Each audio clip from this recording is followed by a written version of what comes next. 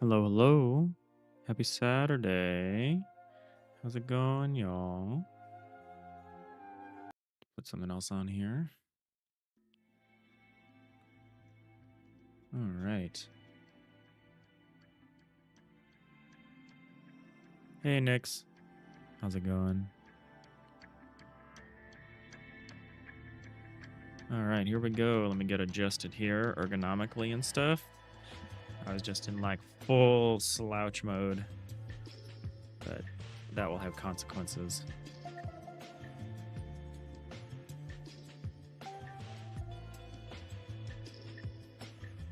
All right.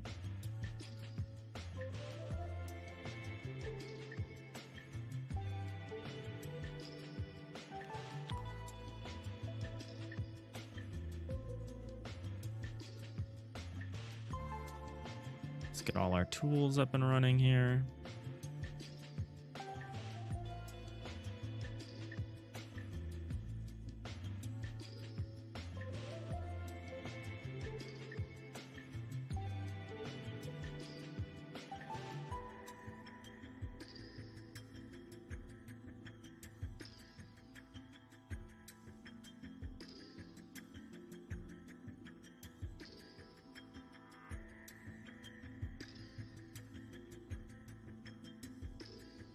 I want to replace this sprite with the actual door piece. This is like kind of misleading.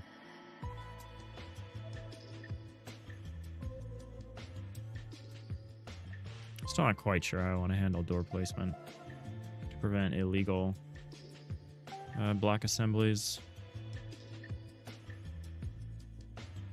But I'm going to punt on that for now. And we will... I kind of think we need to work on the auto-tiling rules. Start cleaning them up. They're these horrible messes. I think we need to go through, clean them up, start adding coverage for the corner cases. Nix, apparently if you're going to have surgery, you'll have to take it easy for like 4 months. Ooh, 4 months, huh? That's rough. Is that for your like mouse arm? Because I know if you've got anything going on around your like rotator, like trying to do things like shift gears, use your mouse, all sorts of stuff becomes so hard to do. Thank you for the subscription. On a 4-month streak. Yeah, your main arm. Dang. Yeah, and I could have said your dominant arm, and instead I said your mouse arm. So what more do you need to do with your arm than you control the mouse, right? That's the most important thing. Yeah, I'm constantly in a battle to like maintain peak ergonomics with that, because I can feel my arm on the edge of like developing some kind of RSI all the time. And I know that would be devastating. Thankfully you don't drive. That helps. But yeah, I know being taken out of action like that for a long time can be really rough.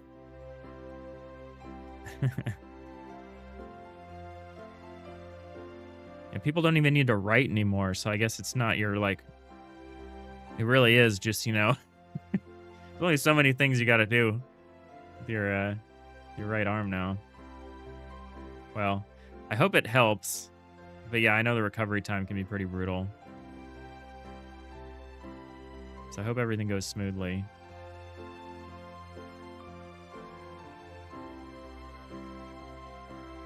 I'm kind of weird.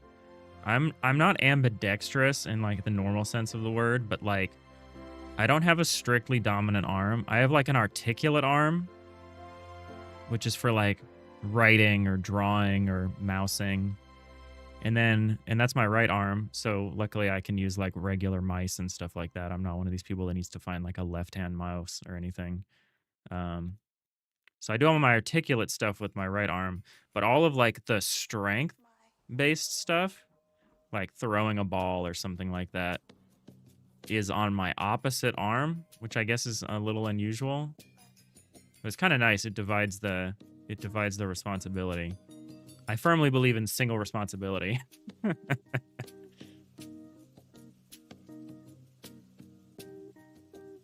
Next, you're slowly becoming ambidextrous. You have to, as you currently need to use your off arm to move your main arm assembly. Yeah, exactly. No, I've known people who've like broken their arm and like learned to write with like their other arm. It's pretty interesting. All right, so I guess we should go through these one by one. I kind of want to break out the logic here. So instead of this, do something like, instead of having these, I think we'll have these just here now, but eventually I want to like break these out, these evaluations into functions just so they're easier to read. But I think the important thing is just to go through and get the correct conditionals. I think I might even break it into 2 stages where we take this last line as the basic condition.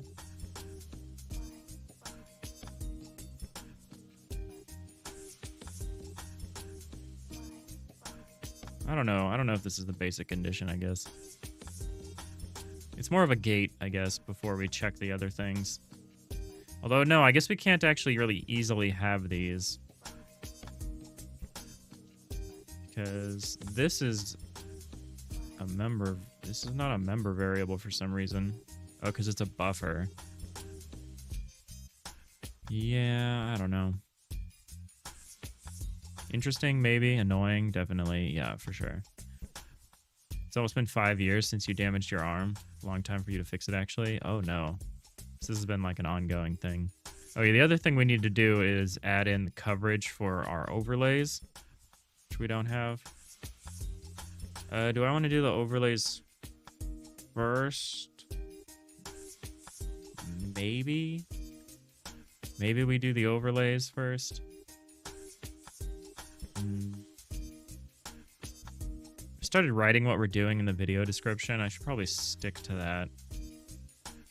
I guess that's actually consistent with what I said we were going to work on. So, yeah, maybe let's get the our 2 different overlay systems working again. And then we can start working on corner case coverage.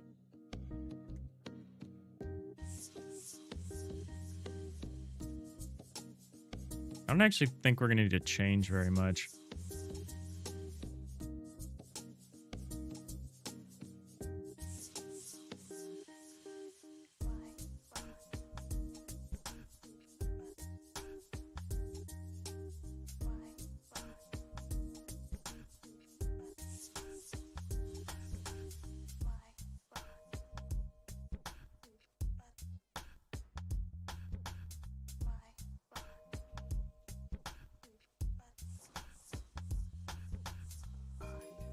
Might eventually need to call that the hull type block cube. Hey, Picaric. How's it going? It's good, it's good. We're getting started with our dev for the day. A little late. It's evening for you. No worries. It's always... It's 5 o'clock somewhere. For me, it's exactly 1 p.m. I'm on the Pacific time zone.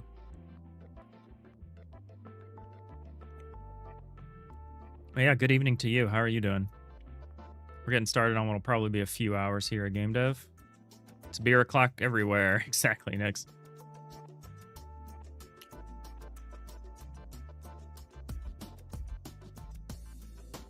I guess we'll continue to call this hover. I don't love this.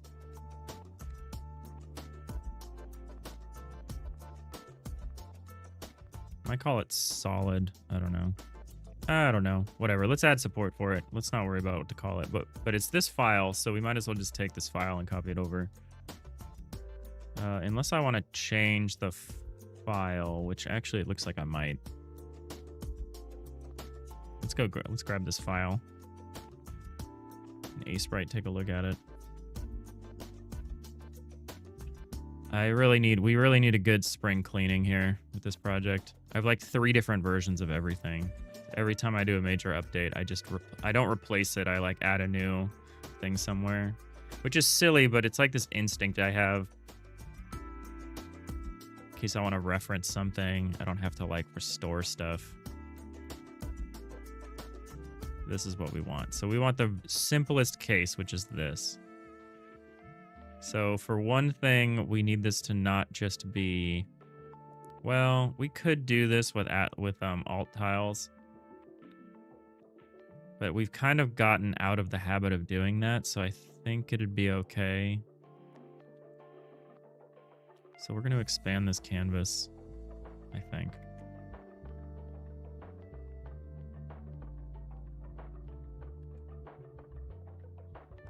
Carrick, you started with Godot. It took you 2 days to draw the character, and after so many scrapped ones, you got it looking the way you liked.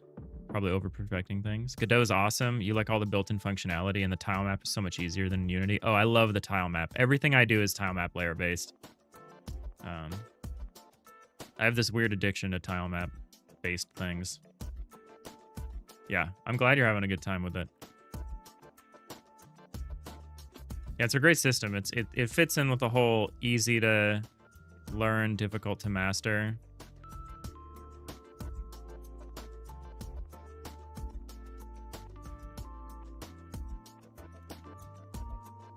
So let's move these down. Let's make this like kind of consistent with how we have the other one arranged.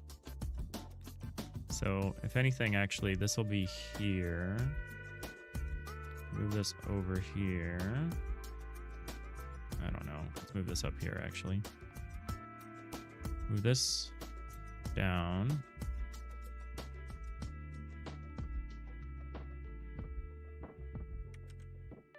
Flip this over, put it here. Thanks for the hydrate. Smooth in a second. I will honor the redemption.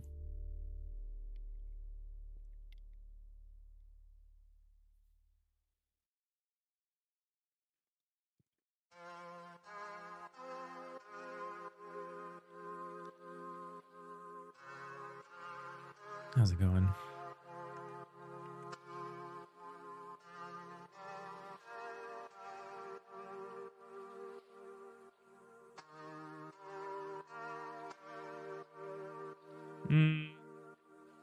Maybe we don't need to do this. Maybe what we had was like fine. Don't save. Oh no, I saved it. Well, rip.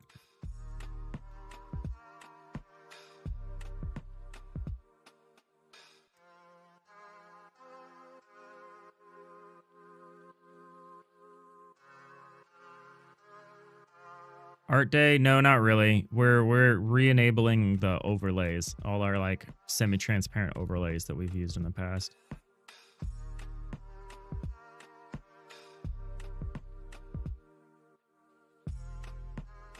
Pre-arte.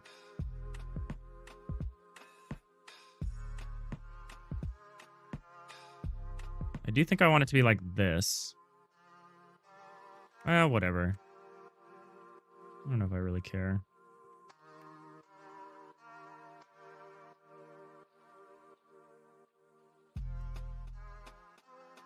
You know what we might do then is actually make it kind of weird.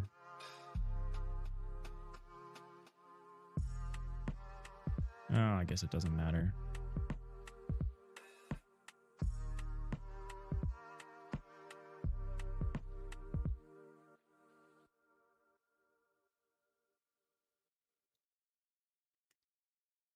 Why is this seemingly the wrong size?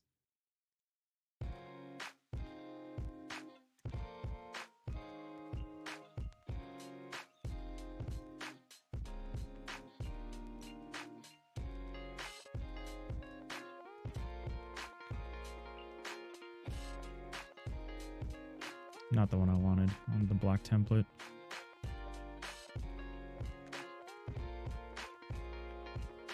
New word for texture mapping. Architecture. That's fun.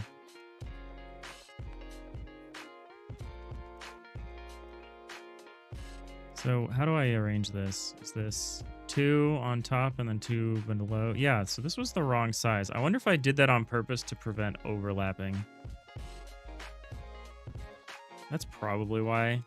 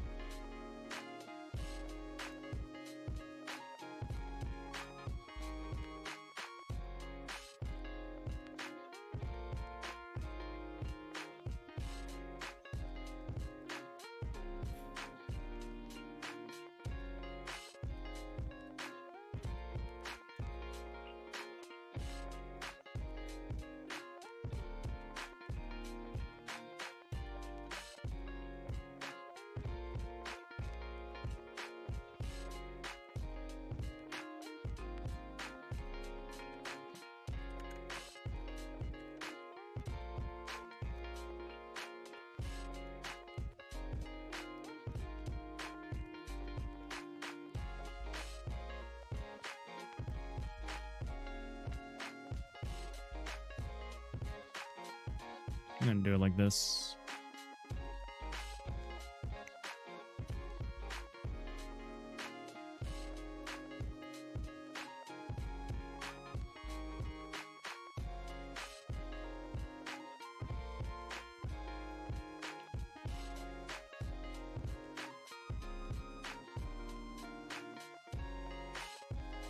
Actually, will this work?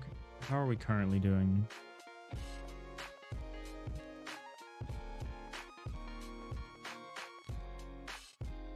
I guess it doesn't have to be...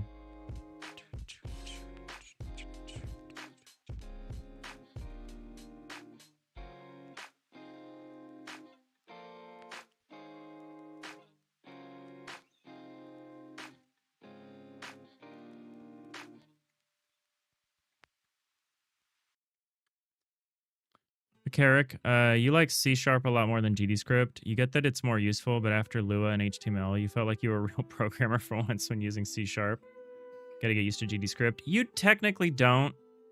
You could do C#.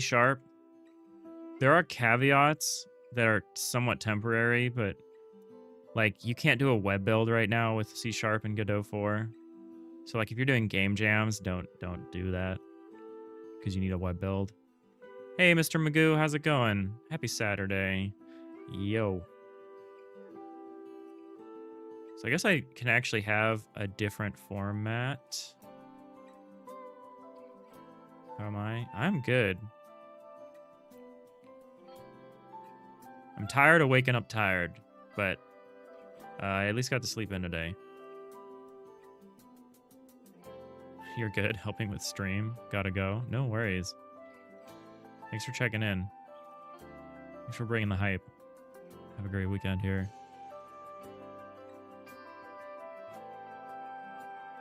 Speaking of tired, good work on the jam. Thanks. Thanks for the second.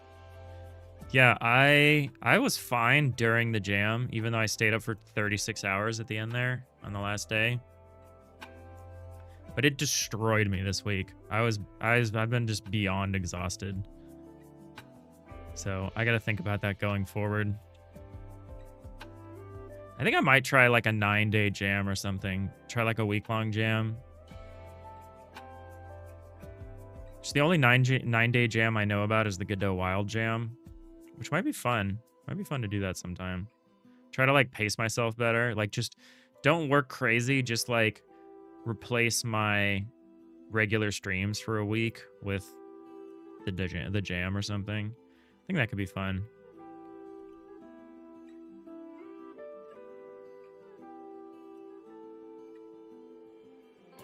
Ah, here we go. Yeah, this is actually fine. All right, yeah, let's do this. Let's do this.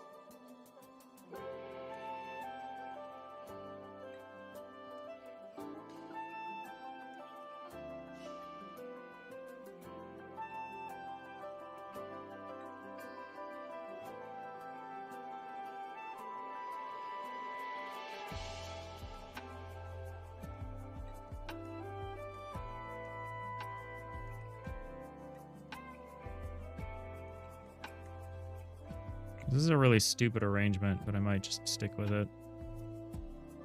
I guess what I should do is just make it square.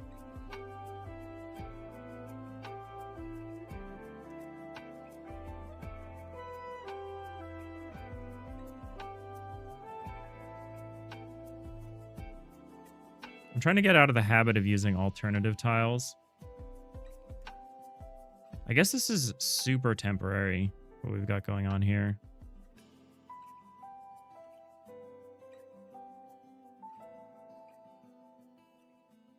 Because this is going to be very different when we start supporting different... you know, this should maybe be something that we do in here. We have empty space for it.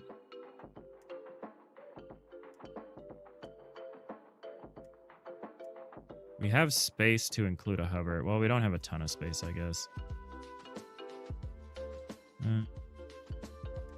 How do I actually want to do this?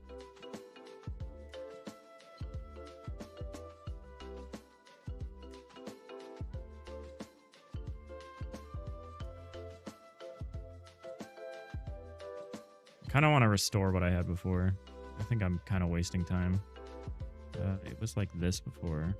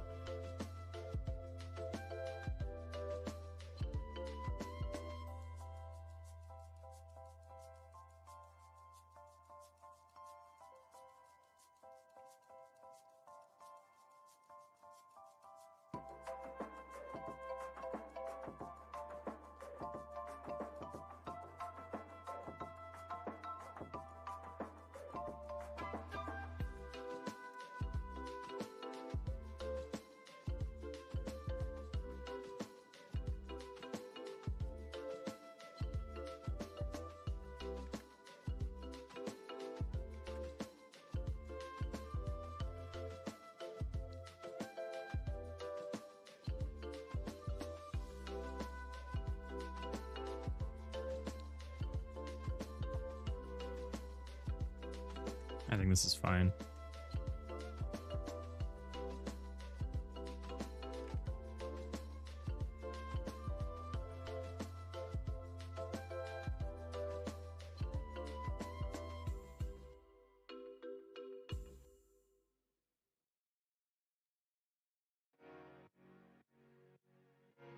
I'll call this default hover block.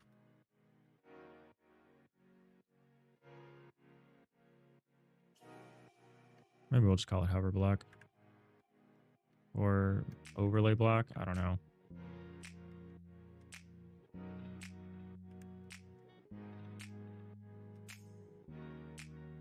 Call it hover block.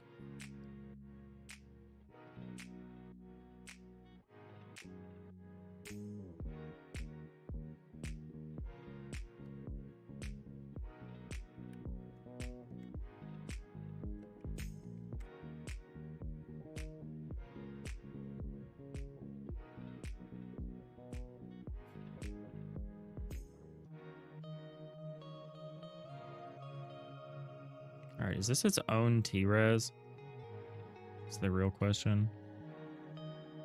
Like, does this belong to its own tile set?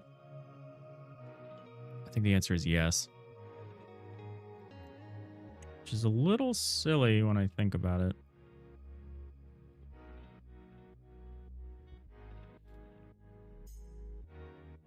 I might change that.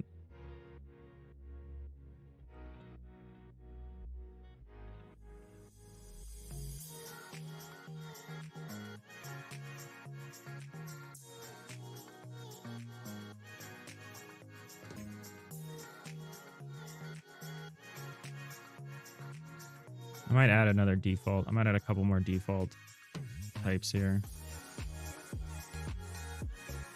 So I might rename this like default hover or something like that.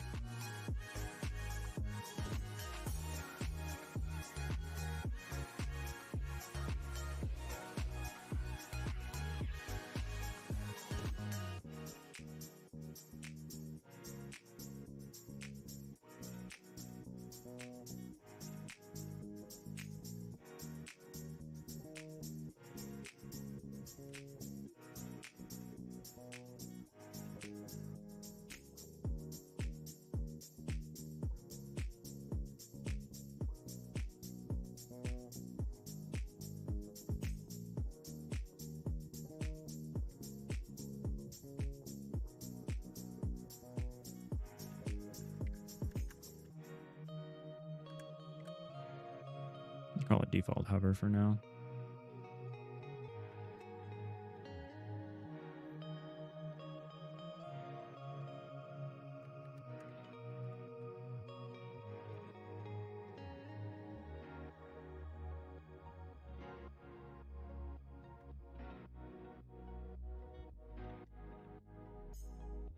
I'm going to add some more atlases here.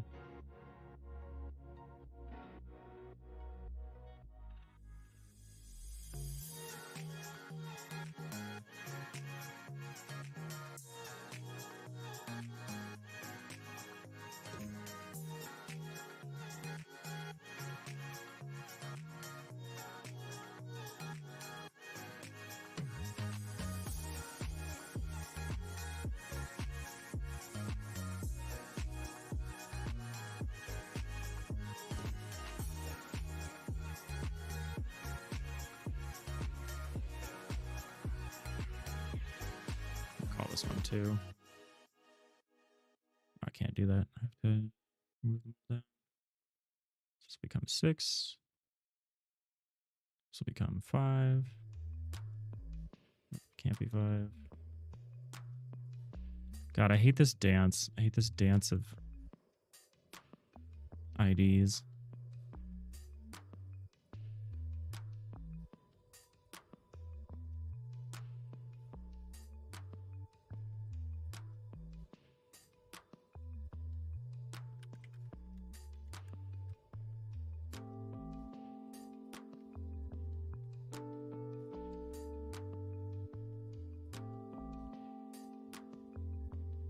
I call this overlay. Default overlay.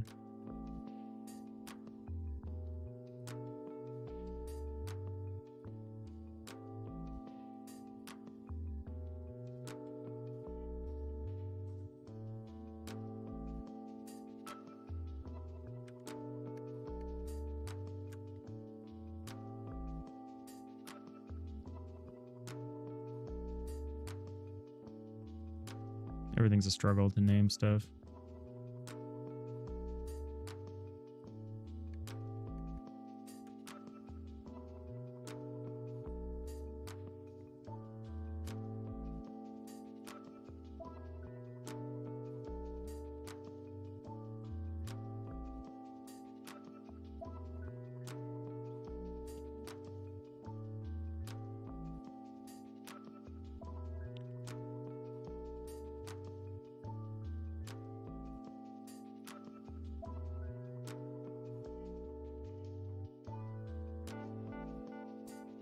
Yeah, I definitely need some kind of like registry to make this easier to manage.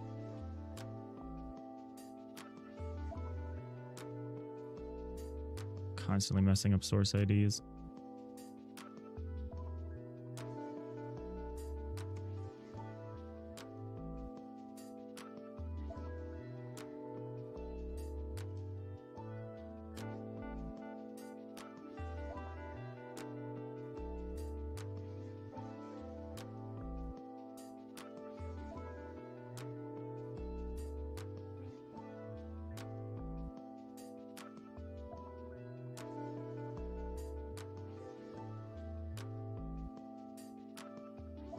Because eventually we're going to want to make these T-reses like dynamically based on...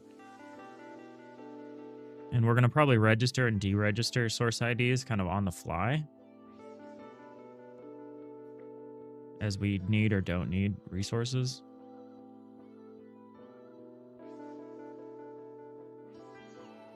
Probably what we're going to ultimately do.